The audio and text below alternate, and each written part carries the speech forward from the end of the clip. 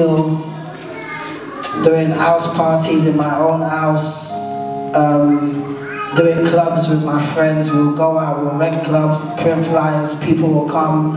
And yet we're still going to church, we're still leading praise and worship, we're still teaching, but yet we're still doing things that we know that we shouldn't do as Christians. And it got to a point in 2005 where I went to club, I got back at 5 a.m. in the morning, and it was a Saturday night. I was supposed to be leading praise and worship the next day. And something just told me to put on the TV. And I put on the TV and it was on Gospel Channel.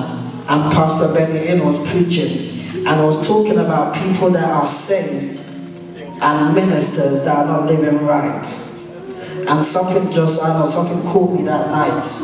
And I said, okay, it's time for me to get back to my first love.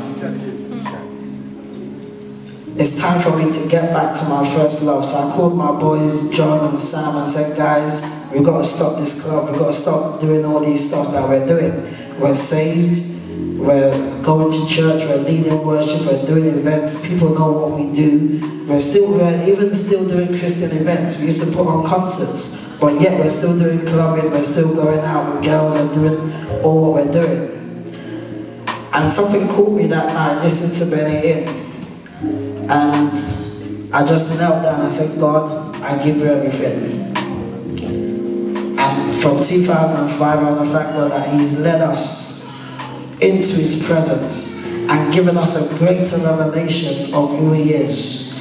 And that's how this book came about. Because I said, I've seen religion, but I want to see something deeper. I've been to church, but yeah, I want to see something deeper. You know, when you just go to church or praise and worship, people are doing whatever they want to do. Most pastors come, they just teach and preach about whatever they want to preach about, but yet you don't feel God, you don't experience it. And I said, God, I want to experience you in a way that I've never experienced you before. And that's how the term, the glory realm, came. And I began to look and research on the glory.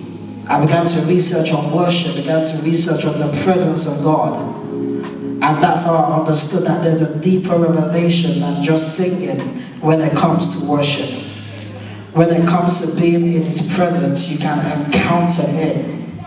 That's what it means to be in the glory realm. Okay, so let's move on. See me when you're ready, please. So, glory realm worshiper.